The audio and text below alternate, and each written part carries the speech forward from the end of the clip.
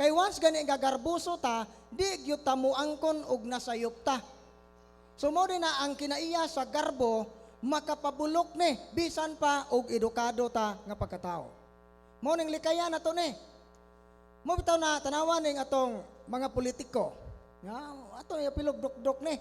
Tungod sa garbo, mao na nga bisag way nahimo, di mo batig uwaw. No, mano man na tungod kay feel nila sila ang sakto. Nga unsa may giingon sa Biblia aning garbo. Matod pa sa Job kapitulo 35:12-13. Nagpakitabang sila apan wala sila tubaga sa Dios. Kay garbuso og dautan man sila. Walay kapuslanan ang ilang pagsangpit kay ang Dios nga labing gamhanan dili mo tan-aw umamati kanila. Kami sa Office of Exorcism, common yun namo nga experience ning mga tao nga mayawaan tungod sa garbo.